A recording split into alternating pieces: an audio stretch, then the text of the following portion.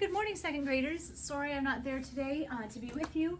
I hope you're on your best behavior for the substitute today. All right, you should have sang some songs, our welcome song and some patriotic tunes. And now you're going to learn how to play a two-note simple melody.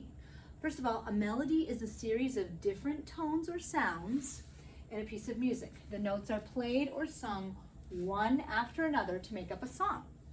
The tones in a melody may be low or high. The highness or lowness of a tone is called its pitch. And we've talked about pitch before. We know that in this classroom we can create different pitches on instruments such as a piano, a xylophone, which are the wooden barred instruments, metallophones, which have metal bars, the glockenspiels, which are the really tiny instruments with bars. I'll show you one on the shelf. This is a glockenspiel. And notice how there are longer and shorter bars. Okay, the longer bars have a lower tone or pitch, and the shorter bars have a higher tone or pitch. And I will just demonstrate that for you really quickly.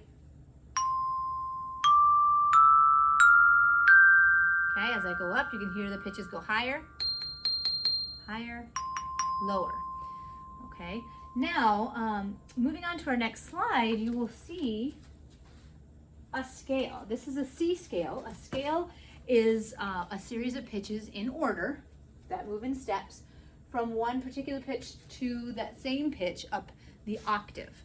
Okay, and a scale has 8 notes in it, and we call this low C to high C an octave because they are 8 notes apart. An octopus has 8 legs, an octave has 8 notes. And we've done a little bit of solfege before, but it's really important to be able to do the solfege and the hand signs to show the different pitches.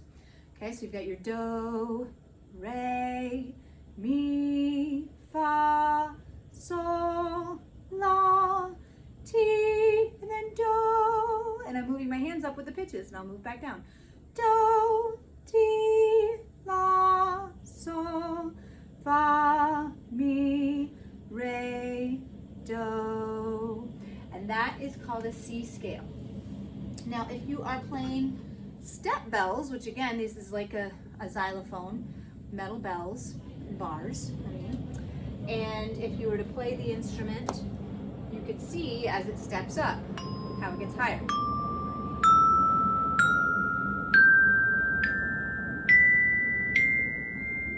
You kind of see it step up, just like a scale steps up on the musical staff. All right, if you're hearing other noises in the hallway right now, they're pushing a lunch cart by, so it sounds kind of loud. All right, so that's what a scale is. If you want to pause it right now and sing a scale together, that would be awesome. You can go to the link in Google Classroom that talks about treble clef. It has the scale in it, so you can go and look at that better if you can't see it really well in this video.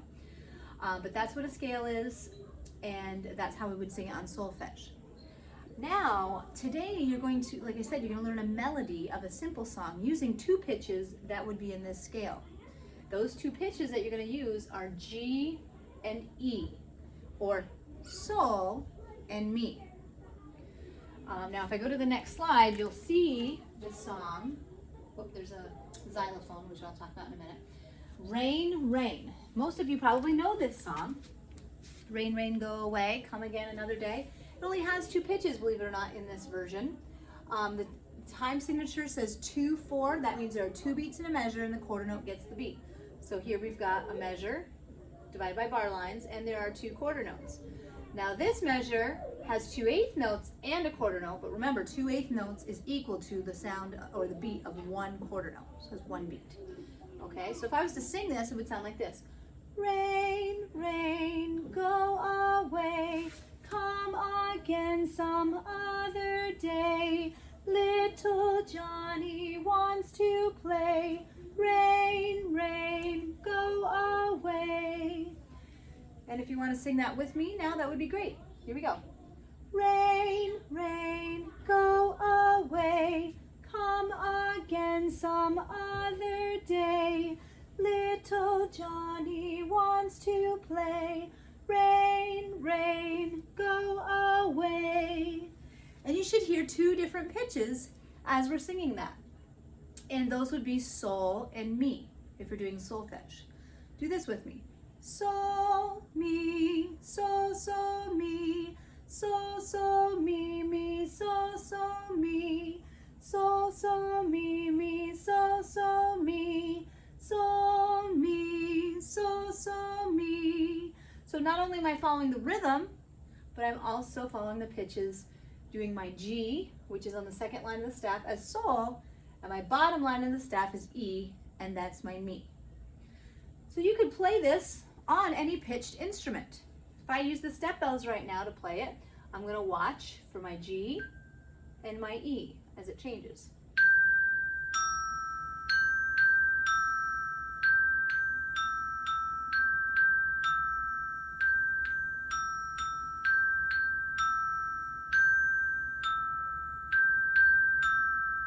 And that's what it would sound like on the step bells. And of course I can play different instruments as well.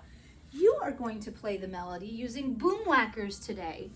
Okay, and I think we may even next week play the melody with xylophones of your own. With the boom whackers, the E is the largest tube, so that's going to be the lowest pitch. The G is a little bit smaller, and these are my bass boom whackers, so these are the lower ones. So the G is going to be a little bit higher. So again, my G is my higher pitch on the staff, and my E is my lower pitch. It sounds like this.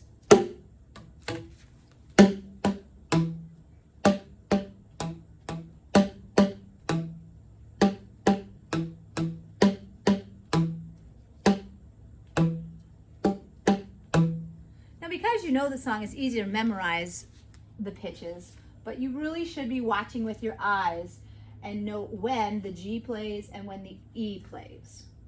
Okay, and start learning where the notes are on the musical staff.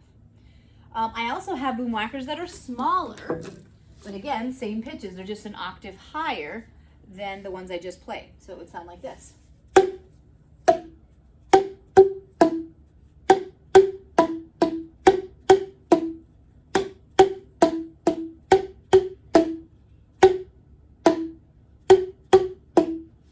Same tune. Now, because there's probably more of you than there are boom whackers, I also have the option of using handbells. Now, the handbells are a slightly different color. The G is a light blue color, but the E is still yellow. But if I was to play this with handbells, it would sound like this.